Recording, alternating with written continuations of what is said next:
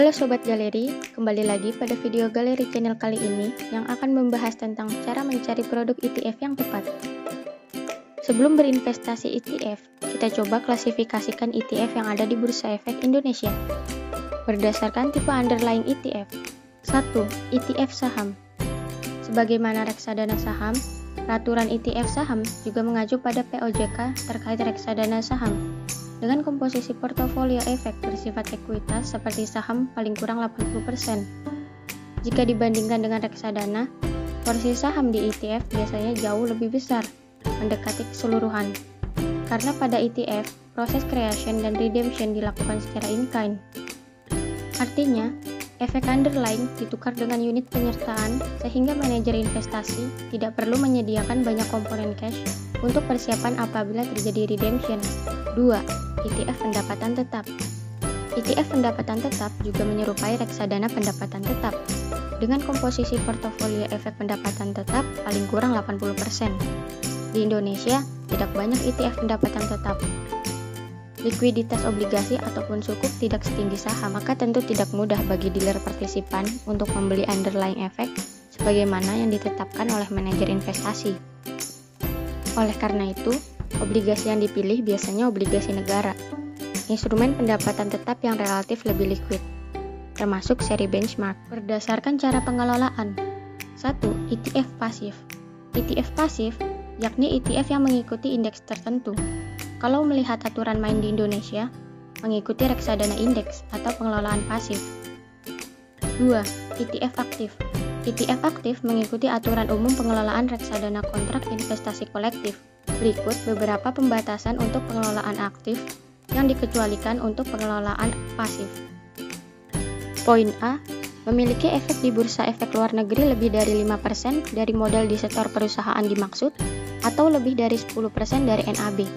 Poin B.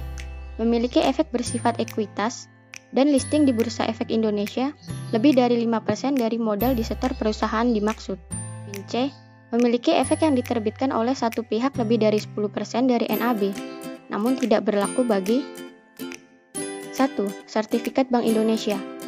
2. Efek yang diterbitkan oleh Pemerintah Republik Indonesia. 3. Efek yang diterbitkan oleh Lembaga Keuangan Internasional dan Pemerintah Republik Indonesia yang menjadi salah satu anggotanya. Dan 4. Efek beragun aset lebih dari 10% dari NAB reksadana dengan ketentuan bahwa masing-masing efek beragun aset tidak lebih dari 5% dari NAB reksadana. Berdasarkan klasifikasi saham. 1. ETF saham. Jika dilihat dari tipe underlying ETF, 94% ETF yang tercatat di Bursa Efek Indonesia merupakan ETF saham. Terdapat 44 dari 47 ETF. Berdasarkan pengelolaannya, ETF saham yang tersedia seperti berikut. Poin A. ETF pasif atau indeks saham. ETF saham pasif merupakan instrumen yang paling lazim dalam ETF. 34 dari 47 ETF atau 72% merupakan ETF indeks saham. Dari sisi dana kelolaan, ETF saham pasif per Desember 2020 sebesar 8,9 triliun rupiah mewakili 55% dana kelolaan ETF. Poin B. Core atau Headline Index. Ada beberapa core atau headline index yang saat ini tersedia di Bursa Efek Indonesia selain indeks BEI, LQ45, dan IDX 30, yakni indeks lain dari penyedia indeks global yaitu MSCI dan FTSE. Core atau headline index pasti punya tujuan untuk melakukan replika terhadap pasar modal Indonesia. Penyedia indeks memang tidak jarang menginginkan indeksnya outperform dari return pasar. Core atau headline index merupakan instrumen yang paling favorit digunakan sebagai instrumen pasif yang merefleksikan kinerja pasar. Poin C. Thematic Index. Tren berkelanjutan atau investasi berbasis environment, sosial, dan governance terus meningkat. Salah satu contoh ETF yang tersedia untuk tematik adalah Jakarta Islamic Index. Poin D. Faktor indeks.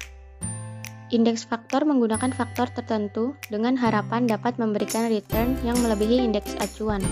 Salah satu indeks faktor yang tersedia yaitu IDX Value 30. Poin E. Lain-lain. Beberapa indeks lain hasil kerjasama Bursa Efek Indonesia dengan pihak ketiga untuk mengembangkan suatu indeks tertentu, antara lain Bisnis 27, MNC 36, dan Seminfer 18. 2. ETF saham aktif. Salah satu produk ETF saham aktif per Desember 2020 berdasarkan penerbit yaitu Indo Premier Investment Management dengan salah satu produknya Premier ETF Indonesia Financial. 3. ETF pendapatan tetap. Hanya ada 3 ETF yang menggunakan underlying obligasi seri benchmark.